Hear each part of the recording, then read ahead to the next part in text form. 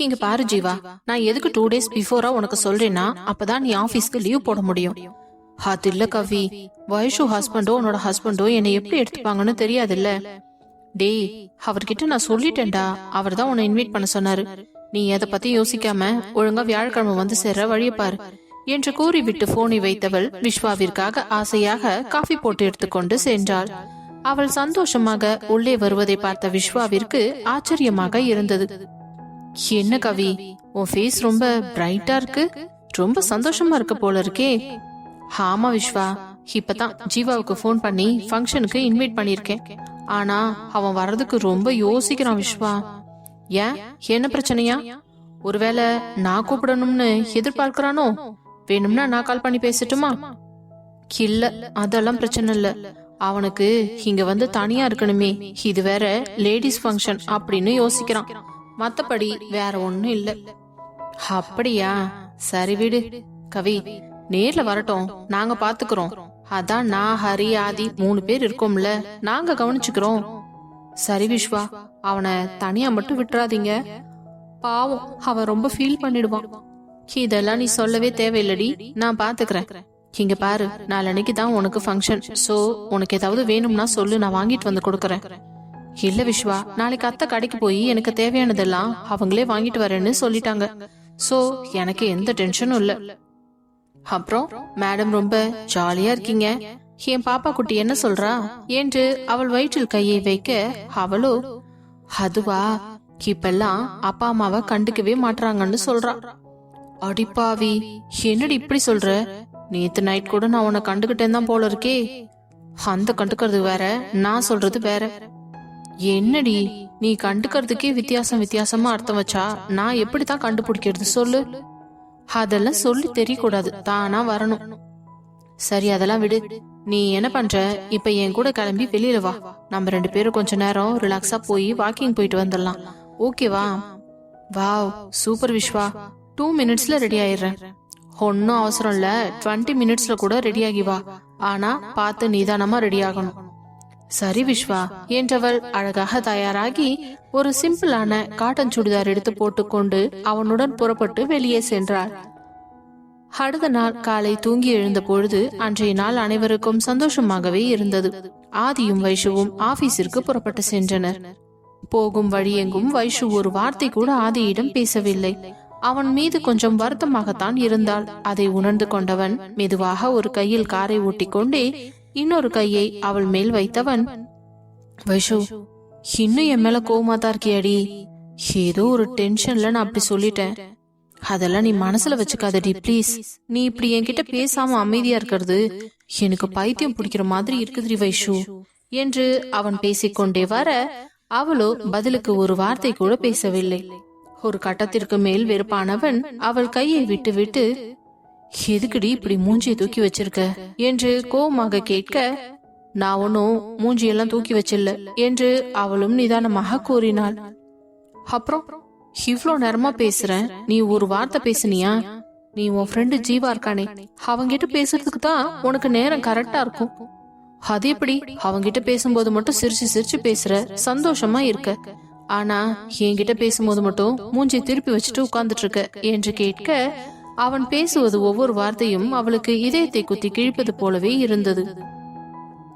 அவன் என்னோட ஃப்ரெண்டு, ஆனா நீங்க என்று பேசியவள் அதற்கு மேல் எதுவும் சொல்லாமல் வாயை மூட, அதே நேரம் அவர்களது அலுவலகம் வந்துவிட்டது. பிறகு இருவரும் வேறு எதுவும் பேசிக்கொள்ளாமல் அமைதியாக உள்ளே செல்ல அவர்களை பார்த்தவர்கள் அனைவரும் அவர்களுக்கு வணக்கம் வைத்தனர். ஆதி எதுவும் சொல்லாமல் உள்ளே செல்ல வைஷு மட்டும் சிறு தலையசைப்புடனே அவன் பின்னால் சென்றார். பின்பு அவர்களது அறைக்கு சென்று அவர்களது இடத்தில் அமர்ந்த பிறகு இருவரும் ஒரு வார்த்தையும் பேசாமல் அவர்களின் வேலையை மட்டுமே பார்த்து கொண்டிருந்தனர். சரியாக ஆபீஸ் தொடங்கி 1 மணி நேரம் கழித்து ரிசப்ஷனில் இருந்து ஆதியின் கேபினுக்கு போன் வந்தது. எஸ் என்றதும், சார், உங்களை பார்க்க மிஸ் அனன்யான்னு ஒருத்தவங்க வந்திருக்காங்க, உங்களை அர்ஜென்டா மீட் பண்ணணும்னு சொல்லி கேட்டுக்கிட்டு இருக்காங்க, உள்ள அனுப்பலாமா சார்? அனன்யாவா? அவ எதுக்கு வந்தா என்று அவன் யோசிக்கும் போதே வைஷுவிற்கு பற்றி கொண்டு வந்தது. ஏன் தான் இப்படி கல்யாணம் பண்ண ஆம்பளைங்களை பார்த்து குறி வைக்கிறாங்களோ என்று மனசுக்குள்ளேயே புலம்பிக் கொண்டிருந்தவள் திரும்பி கூட அவன் பக்கம் பார்க்கவில்லை. அதே நேரம் வைஷுவை திரும்பி பார்த்தவன், சரி, அவ என்னோட ஃப்ரெண்ட் தான், உள்ள அனுப்புங்க என்று கூறிவிட்டு போனை கட் செய்தான். சிறிது நேரத்திலேயே அவனது அரை கதவை கூட தட்டாமல் வேகமாக உள்ளே நுழைந்த அனன்யா, குட் மார்னிங் ஆதி என்று அவன் முன்னால் அரைகுறை ஆடையோடு வந்து நிற்க அதை பார்த்து வாயை பிளந்த வைஷ்ணவிக்கு ஒன்றுமே புரியவில்லை. அடச்சி, கருமம் பிடிச்சவ, என்ன ட்ரெஸ் போட்டு வந்திருக்கா? இப்படியேத்தான் ரோட்ல வந்திருப்பா போல இருக்கு. பாவம், இவளால எத்தனை பேர் இன்னைக்கு ரோட்ல விழுந்து வர்றாங்களோ தெரியல. ஒருவேளை இவ இந்த ட்ரெஸ்ஸ போட்டுட்டு கிழிச்சிட்டு இருப்பாளா, இல்ல கிழிஞ்சு போன ட்ரெஸ் தான் போட்டுட்டு இருப்பாளா? என்ன கர்மமோ, நமக்கு என்ன வந்தது என்று மீண்டும் அமைதியாக தன் வேலையில் மூழ்கிவிட ஆதியின் அருகே நெருங்கி வந்தவள் அவனை லேசாக ஒரு ஹக் செய்து விட்டு நகர அதை பார்த்த வைஷுவிற்கு கோபம் வந்தது. எப்படிதான் அடுத்தவ புருஷனை வெக்கமே இல்லாம இப்படி கட்டி பிடிக்கிறாளோ தெரியல என்று உள்ளுக்குள் பொறுமி கொண்டிருந்தவள் அமைதியாக அவள் முன்னால் இருக்கும் லேப்டாப்பை பார்த்து வேலை செய்து கொண்டிருந்தாள். அவள் வந்து இப்படி அணைத்தது ஆதிக்கு கொஞ்சம் கூட பிடிக்கவில்லை. ஏற்கனவே பல தடவை கூறியிருக்கிறான். ஆனாலும் அவளுடைய நாட்டில் இது சாதாரண விஷயம் என்பதால் அவளால் அதை மாற்றிக்கொள்ளத்தான் முடியவில்லை. இருந்தாலும் பக்கத்தில் இருக்கும் வைஷ்ணவியை பார்த்தவனுக்கு கொஞ்சம் உறுத்தலாகத்தான் இருந்தது. அவள் இதை எப்படி எடுத்துக்கொள்வாள் என்று புரியாமல் மனதளவில் வருந்தி கொண்டிருந்தவன், அனன்யா, எதுக்காக இவ்ளோ காலையில என்ன பாக்கிறதுக்கு வந்திருக்க என்று அவளை பார்க்காமலேயே கேட்டான். அதுவா ஆதி, எனக்கு ரூம்ல இருக்க ரொம்பவே போர் அடிச்சது. அதான் உன்னோட ஆபீஸ்க்கு வந்து உன்னை பார்த்துட்டு அப்படியே ஹரியையும் விஸ்வாவையும் பார்த்துட்டு போலாம்னு வந்தேன். என்ன போர் அடிக்குதுன்னு வந்தியா? நீ போர் அடிச்சதுன்னு வந்து சுத்தி பாக்குறதுக்கு இது என்ன எக்ஸிபிஷனா என்று கோபமாக கேட்க, ஐயோ என்ன ஆதி, நான் பேசுறது நீ தப்பா எடுத்துக்கிட்டேன்னு நினைக்கிறேன். உன் கூட இருந்தா எனக்கு டைம் போறது தெரியாது, அதனாலதான் வந்தேன் என்றவளின் பார்வை அப்பொழுதுதான் அவன் பக்கத்தில் இருந்தவளின் மேல் படிந்தது. அவளை பார்த்தவளுக்கு ஒரு நிமிடம் அதிர்ச்சியில் கண்கள் எல்லாம் விரிய, ஒருவேளை இவதான் அந்த வைஷ்ணவியா இருப்பாளோ என்று யோசித்துக் கொண்டிருக்கும் பொழுதே, அனன்யா, அப்புறம் சொல்ல மறந்துட்டேன், வைஷு கம் என்று அழைக்க அவனிடம் எழுந்து வந்தவள், சொல்லுங்காதி என்றதும் அவள் தோள் மேல் தன் கையை போட்டு இறுக்கி பிடித்தவன், Ananya, she is my wife, Vaishnavi Adithya Varma என்று அவளிடம் இன்ட்ரோ கொடுக்க அதை கேட்ட அனன்யாவிற்கு பற்றி கொண்டு வந்தது. அதுவும் ஆதி அவள் தோள் மேல் கையை போட்டு இவ்வளவு இறுக்கமாக அணைத்து பிடித்து அவளை அறிமுகப்படுத்துவதை அனன்யாவால் ஏற்றுக்கொள்ளவே முடியவில்லை. என்ன இந்த ஆதி, இவகிட்ட அப்படி என்ன இருக்குதுன்னு இப்படி ஒட்டிக்கிட்டு நிக்கிறான்? நான் காலேஜ் படிக்கும் போது இவன் பக்கத்துல நெருங்கி வந்தா கூட திட்டுவான், கேட்டா நின்னு பேசுன்னு சொல்லுவான். ஆனா இன்னைக்கு இவ்ளோ நெருக்கமா அவனால எப்படி முடியுது என்று நினைத்தவளுக்கு மனம் முழுவதும் தாங்கார பாரம் வந்து சேர்ந்தது. வைஷு மேல் தேவையில்லாத பகையை வளர்த்தவள், இவ நான் இருக்க வேண்டிய இடத்துல உட்காந்துக்கிட்டு எவ்வளவு கெத்தா இருக்கா, சும்மா சொல்லக்கூடாது, பாக்குறதுக்கு நல்லா தள்ள தள்ளன்னு தக்காளி மாதிரி தான் இருக்கா. இவ அழக பார்த்துதான் ஆதி மயங்கி விழுந்துட்டான் போல இருக்கு. ஆனா இவ அழக கம்பேர் பண்ணும்போது எனக்கு என்ன குறை? பட்டிக்காட்டு மாதிரி சாரியை இழுத்து கட்டிட்டு வந்திருக்கா. இவளையா லவ் பண்றேன்னு சொன்னா? எனக்கு இந்த ஆதிய புரிஞ்சுக்கவே முடியல என்று மனதுக்குள் நினைத்து கொண்டிருக்க, அதே நேரம் வைஷ்ணவியோ ஹாய் என்று கூறவும் உடனே அனன்யா சுயநினைவுக்கு வந்தவர், ஹாய், நான் அனன்யா, ஆதியோட க்ளோஸ் ஃப்ரெண்ட் என்று அவளுக்கு கையை கொடுத்து ஹலோ என்று கூறினாள். ஆனால் அனன்யாவை பார்த்த வைஷ்ணவிக்கு நன்றாக தெரிந்தது அவளுக்கு தன்னை பிடிக்கவில்லை என்று. பிறகு ஆதியை பார்த்தவள், சரியாதி, எனக்கு கொஞ்சம் ஒர்க் இருக்கு, நான் பண்ணட்டுமா? இப்போ என்று கூறவும் அவளுடைய சேரில் சென்று அமர்ந்தவள் அவளுடைய வேலையை பார்க்க தொடங்கிவிட்டாள். மீண்டும் ஆதி தன்னுடைய சேரில் அமர்ந்தவன் அவன் முன்னால் இருந்த சிஸ்டத்தில் தன் கண்களை பதிக்க, அதே நேரம் அனன்யாவிற்கு மிகவும் வெறுப்பாக இருந்தது. என்ன இவன், இங்க ஒருத்தி உட்கார்ந்துட்டு இருக்கோம், ஆனா என்ன கண்டுக்காம இவன் பாட்டுக்கு வேலை செஞ்சுக்கிட்டு இருக்கான். என்ன பார்த்தா பைத்தியக்காரி மாதிரி தெரியுதா? இவன் காலேஜ் படிக்கும் போதும் சரி, இப்பவும் சரி, என்ன ஒரு மனுஷியா கூட மதிக்கவே மாட்டான். இவன் கூட எல்லாம் எப்படிதான் இவ குடும்பம் நடத்துறாளோ தெரியல. அப்படி என்னத்தை காட்டிதான் மயக்கி வச்சிருக்காளோ என்று மனதுக்குள்ளேயே புலம்பிக் கொண்டிருந்தவள் சிறிது நேரத்தில் பொறுமை இழந்து ஹாதி என்றதும் வேகமாக நிமிர்ந்து பார்த்தவன், என்ன என்பது போல பார்வையால கேட்க, என்ன ஆதி, நான் இவ்ளோ நேரமா இங்க உட்கார்ந்துட்டு இருக்கேன், நீ எதுவுமே பேசாம உன் பாட்டுக்கு வேலை செஞ்சுக்கிட்டு இருந்தா நான் என்ன பண்றது? எனக்கு ரொம்ப போர் அடிக்குது இல்ல. நீ ஆல்ரெடி போர் அடிக்குதுன்னு தான் இங்க வந்து உட்கார்ந்துட்டு இருக்க. என்னையும் உன் கூட சேர்ந்து கதை பேச சொல்றியா? எனக்கு நேரம் இல்ல. 1008 வேலை தலைக்கு மேல நிக்குது. அத நான் அதை பாக்கணும். என் வைஃப் எவ்வளவு பிஸியா ஒர்க் பண்ணிட்டு இருக்கான்னு பார்த்தல்ல. இதுக்கடையில நான் உன் கூட உட்காந்து வெட்டி அரட்டை அடிக்க முடியுமா? ஆபீஸ் டைம்ல இப்படி உட்கார்ந்துகிட்டு வந்து தொல்லை பண்ணாத அண்ணனியா என்றதும் வைஷுவின் முன்னால் அவன் இப்படி பேசியது அவளுக்கு மிகவும் அவமானமாக போய்விட்டது. அதில் அவளது முகமே கருத்து போய்விட அதை பார்த்த வைஷ்ணவிக்கு உள்ளுக்குள் சந்தோஷமாகத்தான் இருந்தது. வேண்டுமென்றே அவளை வெறுப்பேற்ற வேண்டும் என்று நினைத்த வைஷ்ணவியோ அவள் லேப்டாப்பை தூக்கி கொண்டு அவன் அருகே வந்து நெருக்கமாக நின்றவள், ஆதி சொல்லு வைஷு, இதுல எனக்கு ஒரு சின்ன டவுட் இருக்கு, கொஞ்சம் கிளியர் பண்றீங்களா என்று கேட்கவும் நிமிர்ந்து அவள் முகத்தை பார்த்தவன், நேற்றிலிருந்து பேசாமல் தன் அருகில் கூட வராமல் இருந்தவள் இன்று இவ்வளவு நெருக்கமாக நிற்பதிலேயே அவன் மனம் கொஞ்சம் தடுமாறத்தான் செய்தது. அதுவும் இல்லாமல் அவள் உடலில் இருந்து வரும் அவளுடைய வாசம் அவன் நாசியில் நுழைய அவளை இப்பவே அணைத்துக் கொள்ள வேண்டும் என்ற ஆவல் தான் எழுந்தது. இருந்தாலும் அவள் கேட்ட டவுட் எல்லாம் அவன் அமைதியாக சொல்லிக் கொண்டிருக்க அதை தெளிவாக கேட்டுக்கொண்டிருந்த வைஷு சரி என்று மீண்டும் அவளது இடத்தில் சென்று லேப்டாப்பை வைத்து விட்டு அவனை தாண்டி அவர்களுடைய பிரைவேட் அறைக்குள் சென்றவள் சிறிது நேரத்தில் மீண்டும் திரும்பி வெளியே வர தெரியாமல் அவளுடைய கால் ஸ்லிப்பாகவும் தடுமாறி விழப்போனவளை பட்டென்று இடுப்பை பிடித்து இழுத்து தாங்கி பிடித்த ஆதியின் மடியில் வந்து போத்தென்று விழுந்தாள். அதில் அவள் முகமும் அவன் முகமும் ஒன்றோடு ஒன்று உரசும்படி இருக்க இருவரது மூச்சு காற்றும் அவ்வளவு சூடாக அவர்கள் மேனியில் பட்டதும் ஒரு நிமிடம் சுத்தி இருப்பது அனைத்தையும் மறந்தவர்கள் ஒருவர் கண்களை ஒருவர் ஆழமாக பார்த்து கொண்டே இருக்க, அதே நேரம் ஆதியோ அவள் முகத்தில் விழும் முடிக்கற்றையை எடுத்து அவள் காதோரமாக ஒதுக்கிவிட்டவன் அவளுடைய கன்னத்தை வருடி கொண்டே அவள் உதட்டில் கை வைத்து அவன் அருகே இழுக்க அதையெல்லாம் பார்த்து கொண்டிருந்த அனன்யாவின் இதயம் வெடித்து சிதறுவது போல ஆகிவிட்டது. அதற்கு மேல் பொறுமை இழந்தவள் ஹாதி என்று சற்று கோபமான குரலில் அழைக்க, அப்பொழுதுதான் தன்னிலைக்கு வந்தவன் வைஷுவை ஏக்கமாக பார்த்து கொண்டே, உடனே வைஷ்ணவியோ அவன் மடியில் இருந்து எழுந்திருக்க முயற்சி செய்ய அவளை விடாமல் இடையோடு சேர்த்து இறுக்கி பிடித்தபடியே, என்ன அனன்யா, எதுக்கு இப்படி கத்திக்கிட்டு இருக்க? ஆபீஸ்ல வந்து இப்படிதான் கத்திக்கிட்டு இருப்பியா? ஒரு டீசன்ஸ்னா என்னன்னே உனக்கு தெரியாதா? ஆமா, என்ன சொல்றியே? இப்போ நீ என்ன பண்ணிக்கிட்டு இருந்த ஆபீஸ்ல? ஏன், நான் என்ன பண்ணிக்கிட்டு இருக்கேன்?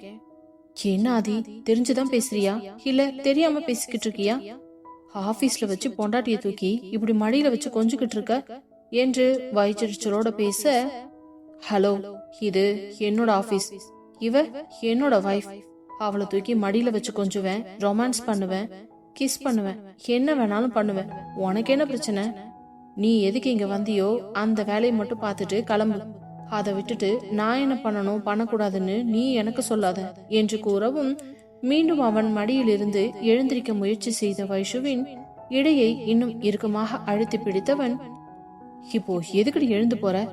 இவ சொன்னு சொல்லிட்டான் என்று அதட்டமான குரலில் கேட்க ஒரு நிமிடம் பதறியவள், இல்லாதி, கொஞ்சம் வேலை இருக்கு, அதெல்லாம் பொறுமையா பாத்துக்கலாம், ஒன்னும் அவசரம் இல்ல என்றவன் அவளை மடியில் இருந்து அப்படியே தன் இரு கைகளால் தூக்கி கொண்டு அவர்களுடைய பிரைவேட் அறைக்குள் நுழைய போனவன் மீண்டும் திரும்பி அனன்யாவை ஒரு பார்வை பார்த்து விட்டு, ஆபீஸ் விஷயமா ஏதாவது பேசுறதா இருந்தா மட்டும் இங்க வா, இல்லனா இங்க வந்து டைம் வேஸ்ட் பண்ணாத, அவ்வளவுதான் சொல்லிட்டேன் என்று வைஷுவை தூக்கி கொண்டு செல்ல, என்ன வெளியில போன்னு சொல்றியா ஆதி என்று கண் கலங்க கேட்டவளிடம், நான் அப்படியெல்லாம் சொல்லவே இல்லையே, வேணும்னா இங்கேயே உட்கார்ந்து இருக்கிறதா இருந்தா கூட உட்காந்துகிட்டே இரு, எனக்கு ஒன்னும் பிரச்சனை இல்ல என்றவன் அந்த அறைக்குள் சென்று கதவை லாக் செய்து கொள்ளவும் அனன்யாவிற்கு உடம்பெல்லாம் பெட்ரோல் ஊற்றி பத்த வைத்தது போலவே இருந்தது. இப்போ என்ன நடந்துச்சு? இவ்வளவு தூக்கிட்டு இந்த ரூம்குள்ள போறான். இவங்க ரெண்டு பேருக்குள்ள அப்படி என்ன பெருசா லவ் வந்திருக்கு போது? அரேஞ்ச் மேரேஜ் தானே சொன்னாங்க, ஆனா இவங்க ரெண்டு பேரும் நடந்துக்கிறதெல்லாம் பார்த்தா லவ் மேரேஜ் பண்ணவங்க மாதிரி இல்ல இருக்கு. எப்படியாவது இவளை பிரிச்சுட்டு இவன் கூட சேர்ந்து வாழலாம்னு பார்த்தா அது நடக்காது போல இருக்கே. அவளே ஒதுங்கி ஒதுங்கி போறேன்னு சொன்னாலும் இவன் விடாம அவளை வாண்டடா புடிச்சு இழுத்து தூக்கிட்டு போறான். ஆனாலும் இந்த ஆதி ரொம்ப மோசம். நான் காலேஜ் படிக்கும் போது ஒரு தடவை கூட என்னோட லவ் அக்செப்ட் பண்ணல. அட்லீஸ்ட் அவனை நெருங்கி பேச கூட என்னை அனுமதிக்கல. ஆனா இதெல்லாம் இந்த வைஷுவுக்கு அனுபவிக்கணும்னு எழுதி வச்சிருக்கு போல.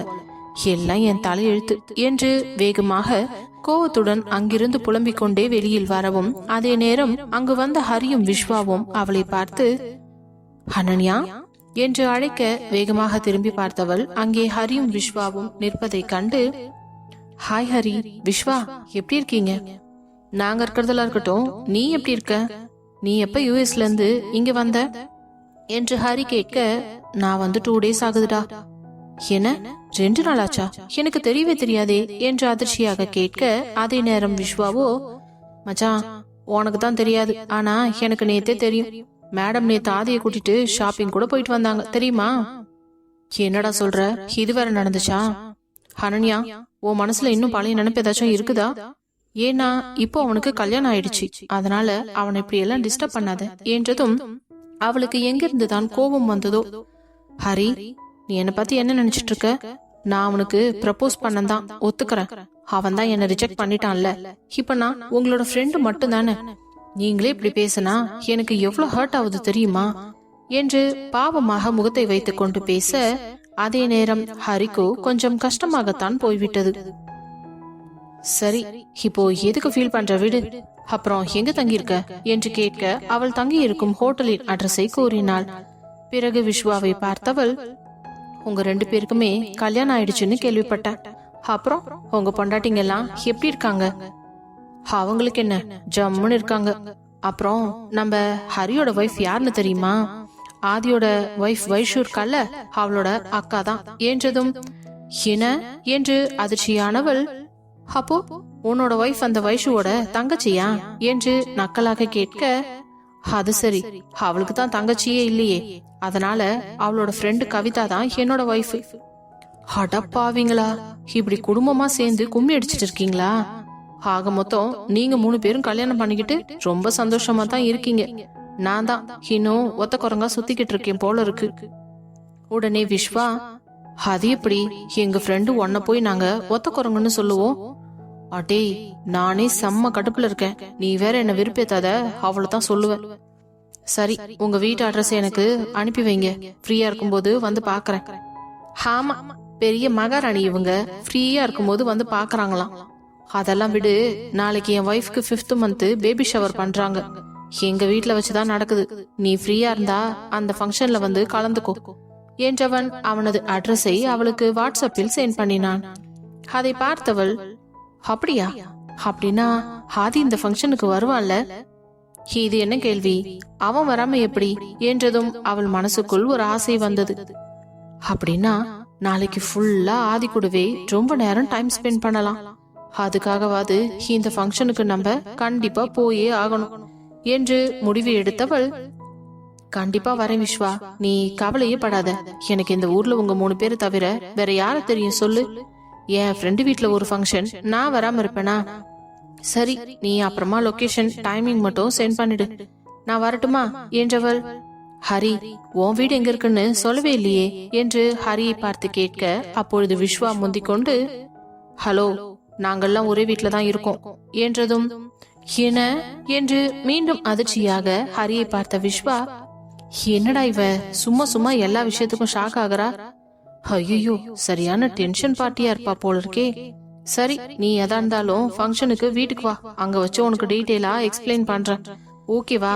இப்போ எங்களுக்கு அர்ஜென்ட்டா வேலை இருக்குது, நாங்க போய் ஆதியை பார்க்க போறோம். ஆமா, இப்போ நீங்க உள்ள போனா மட்டும் அவன் என்ன அங்கேயே உட்காந்துட்டு இருக்கான்? ஏன், அங்க இல்லாம எங்க போனா? அவன் பொண்டாட்டிய தூக்கிக்கிட்டு அவனோட பிரைவேட் ரூம்குள்ள போயிட்டான். அடப்பாவி, இவன் ஆபீஸ்க்கு பொண்டாட்டிய கூட்டிட்டு வந்தது வேலை செய்யறதுக்குன்னு நான் நினைச்சுக்கிட்டு இருந்தேன். இப்பதானே தெரியுது ரொமான்ஸ் பண்றதுக்குன்னு. ஏன் ஹரி, பேசாம நானும் நாளையில இருந்து கவிதாவை ஆபீஸ்க்கு கூட்டிட்டு வந்துடவா? எடு செருப்ப, ஆளும் மண்டையும் சைஸும். பிரெக்னண்டா இருக்க பிள்ளைய கூட்டிட்டு வந்து இங்க வச்சுட்டு என்னடா பண்ண போற? என்னடா, சும்மா ஒரு பேச்சுக்கு தானே சொன்னேன்.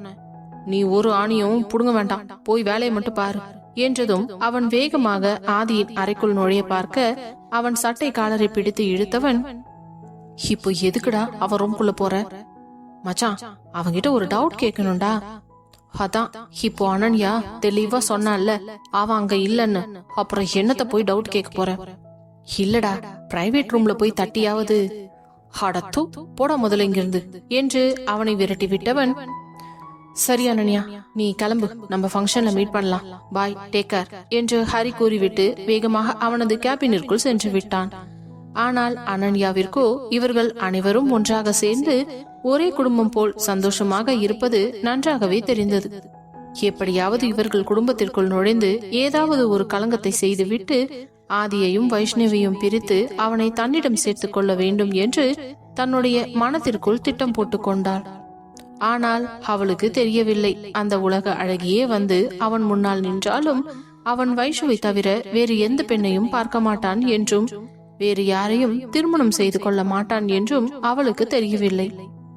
பாவம், இதற்கு முன் கீர்த்தி அனுபவித்த வேதனை எல்லாம் இவளுக்கு தெரியாதல்லவா? பட்டு திருந்தட்டும்.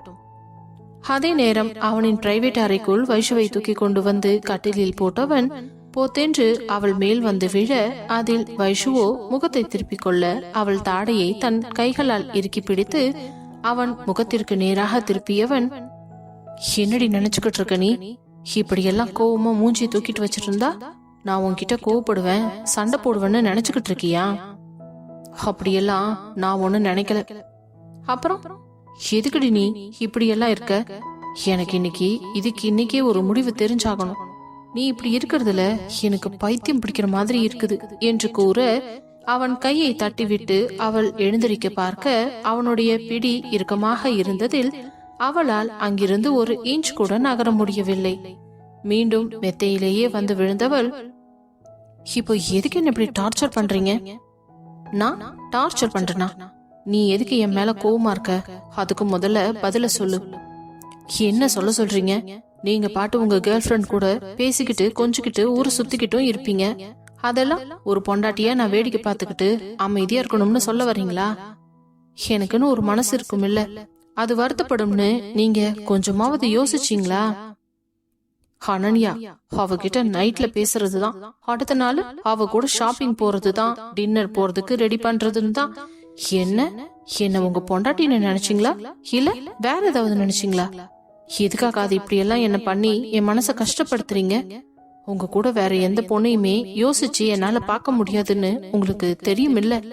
தெரிஞ்சும் நீங்க வேணும்னு தானே இந்த மாதிரி என் மனச உடைக்கிறீங்க என்று படபடவென்று பட்டாசு போல புரிந்தவளை பார்த்தவனுக்கு ஒரு நிமிடம் ஒன்றுமே புரியவில்லை. அன்று இவளை சும்மா வெறுப்பேற்றலாம் என்று செய்த செயல் அவள் மனதை இந்த அளவுக்கு காயப்படுத்தி இருக்கும் என்பதை அவன் நினைத்து கூட பார்க்கவில்லை. ஒரு நிமிடம் அமைதியாக இருந்தவன் அவளுடைய கன்னத்தை தன் இரு கைகளால் ஏந்தி பிடித்து, வைஷு, உனக்கு என்ன பத்தி தெரியாதாடி? நான் உன்னை தவிர வேற யாரையும் மனசால கூட நினைக்க மாட்டேன். அப்படி இருக்கும் பொழுது நீ என்னை எப்படி இப்படி எல்லாம் பார்த்து பேசுற? அது எனக்கு தெரியும் ஆதி. இருந்தாலும் நீங்க இன்னொரு பொண்ணு கூட நெருக்கமா இருக்கிறதும் சிரிச்சு பேசுறதும் ஊர் சுத்துறதையும் என்னால ஏத்துக்க முடியாது. இதே நான் இந்த மாதிரி பண்ணா உங்களுக்கு கோபம் வராதா என்று அவள் கேட்டு முடிப்பதற்குள்ளேயே அவள் வாயை பொத்தியவன், ப்ளீஸ் வைஷு, நீ என்ன கேவலமா பேசுறன்னு சொல்லி உன்னை நீயே கேவலப்படுத்திக்காத. எனக்கு உன்னை பத்தி நல்லாவே தெரியும்டி. நான் எந்த காலத்திலயும் உன்னை பார்த்து சந்தேகப்படவும் மாட்டேன், இப்படி ஒரு வார்த்தைய பேசவும் மாட்டேன். அப்போ நான் உங்களை சந்தேகப்படுறேன்னு சொல்ல வரீங்களா? நான் அப்படி சொல்லல. தெரிஞ்சோ தெரியாமலோ உன் மனசு காயப்படுற அளவுக்கு நான் நடந்திருக்கேன். ஆனா இந்த அளவுக்கு நீ வருத்தப்பட்டு இருப்பேன்னு எனக்கு தெரியாதுடி. நான் நிஜமாவே ரொம்ப குழப்பத்துலதான் இருந்தேன், நீ எதுக்காக இவ்வளவு கோவமா இருக்கேன்னு. ஆனா இப்பதான் இந்த விஷயமே எனக்கு தெரிய வருது. இது எனக்கு முன்னாடியே தெரிஞ்சிருந்ததுன்னா நான் எப்பவோ உன்னை சமாதானப்படுத்தி இருப்பேன். இங்க பாரடி வைஷு, இந்த உலகத்துல உன்னை விட எனக்கு வேற யாருமே முக்கியம் கிடையாது. நீ தாண்டி என்னோட உயிர். உனக்காக நான் யார வேணாலும் தூக்கி போடுவேன். ஆனா யாருக்காகவும் உன்னை ஒரு நாளும் நான் இழக்க மாட்டேன். என் காதல் ரொம்ப உண்மையானதுடி, புரிஞ்சுக்கோ. நம்ம 2 பேரும் இஷ்டப்பட்டு கல்யாணம் பண்ணலைன்னாலும் அதுக்கப்புறம் நமக்குள்ள ஒரு உண்மையான காதல் வந்ததால தானே நம்ம 2 பேரும் ஒன்னா சேர்ந்து வாழ்க்கையை தொடங்கினோம். அந்த காதலுக்கு அடையாளமா தான் நம்மளோட 2 குழந்தைங்க. அப்படி இருக்கும் பொழுது நமக்குள்ள இந்த மாதிரி இன்னொரு ஆளால பிரச்சனை வர்றதெல்லாம் எனக்கு சுத்தமா பிடிக்கலடி என்று கண் கலங்கி பேசிய கணவனை பார்த்தவளுக்கு இதயமே வலித்து போனது. ஆதி, இது நீங்க பொசசிவ்னு கூட எடுத்துக்கலாம். ஒரு பொண்ணு தன்னுடைய புருஷனை இன்னொரு பொண்ணு கூட சேர்த்து வச்சு பார்த்தாலோ, பழகிறத பத்தி தெரிஞ்சாலோ அவங்களுக்கு எப்படி வலிக்கும்னு என்ன மாதிரி அனுபவிச்சு பார்த்தாதான் தெரியும் என்று கண்ணெல்லாம் கலங்கி கண்ணீர் வழிய அதில் பதறியவன் அவள் கண்ணை துடைத்து விட்டு, இப்ப சொல்றேன் கேட்டுக்கோடி, இனி உன்னை ஒரு நாளும் இந்த மாதிரி கஷ்டப்படுத்த மாட்டேன். நான் தான் சொல்றேனே, ஏதோ தெரியாம இப்படி நடந்துருச்சுன்னு. இன்னொரு டைம் என்னால உனக்கு இந்த மாதிரி ஒரு கஷ்டம் வர விடவே மாட்டேன். ஐ லவ் யூ டி என்று அவள் நெற்றியில் இதழ் பதிக்க, அவளும் அவன் மார்பில் ஒரு முத்தம் வைத்து ஐ லவ் யூ டு ஆதி என்று கூறவும், மெதுவாக அவளை பார்த்து சிரித்தவன் அவளின் இதழை நெருங்கி தன் இதழை அதன் மேல் பொருத்தி கொண்டவன் ஒரு ஆழ்ந்த முத்தத்திற்கு தயாரானான். நீண்ட நேரம் அவள் உயிரை உறிஞ்சி எடுக்கும் முத்தம் கொடுத்து கொண்டிருக்க, வைஷுவின் கண்களோ சிறிது நேரத்தில் அப்படியே மயக்கத்தில் கிறங்க ஆரம்பித்தது.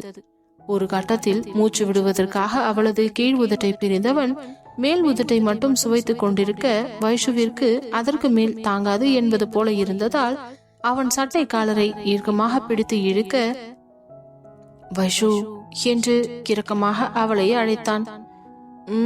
என்று அவளும் மெதுவான குரலில் சினுங்க, பிளீஸ் டி, என்னால கண்ட்ரோல் பண்ணிக்கவே முடியல, ஒரே ஒரு வாட்டி தப்பு பண்ணிடலாமா என்று மெல்லிய குரலில் அவள் கழுத்தில் முகத்தை புதைத்துக் கொண்டு கேட்க, அவளாலும் அவளுடைய உணர்ச்சிகளை கட்டுப்படுத்திக் கொள்ள முடியாமல் உதட்டை கடித்து அடக்கி கொண்டிருந்தவள், ஆதி இப்படி ஒரு வார்த்தை கேட்கவும் அவளும் அந்த உணர்ச்சியிலேயே என்று சொன்னதுதான் தாமதம்.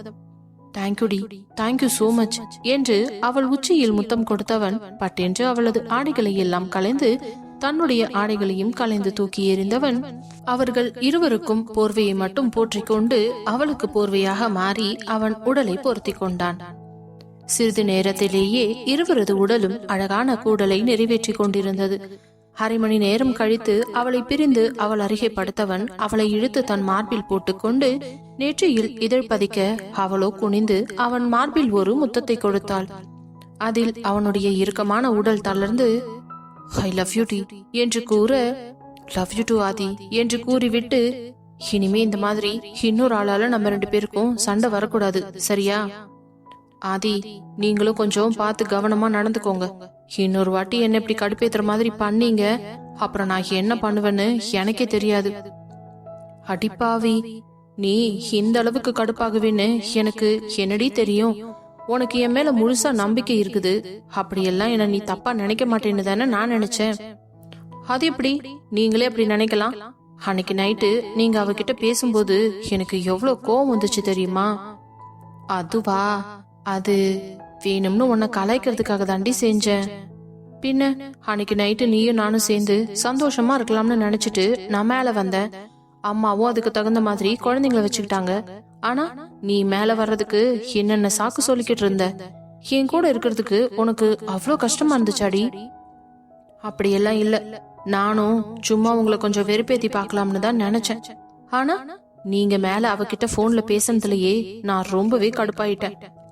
அடிப்பாவி, அப்ப நீ என்ன வெறுப்பேத்தி பார்க்கதான் நினைச்சியா?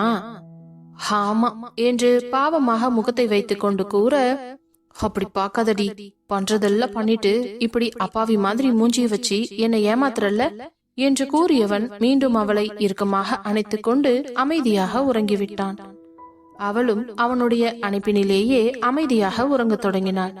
1 மணி நேரம் கழித்து அவனுடைய மொபைல் போன் அடிக்கும் சத்தம் கேட்க பக்கத்தில் இருந்த போனை எடுத்து பார்த்தவன் விஸ்வாவிடமிருந்து கால் வர அதை அட்டன் செய்து காதில் வைத்து, ஹலோ விஸ்வா, சொல்லுடா.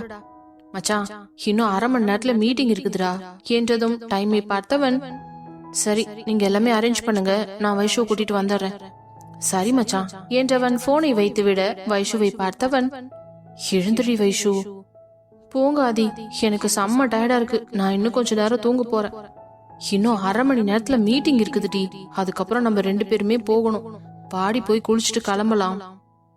என்ன ஆதி, நான் வரல, நீங்க போங்க என்று கொஞ்சிக் கொண்டிருக்க, உன்கிட்ட இப்படி பேசினாலா வேலைக்கே ஆகாது என்றவன் அலைக்காக அவளை தூக்கி கொண்டு நேராக குளியல் அறைக்குள் புகுந்து பாக்டப்பில் விட்டு விட்டு அவனும் குளிக்க தொடங்கினான்.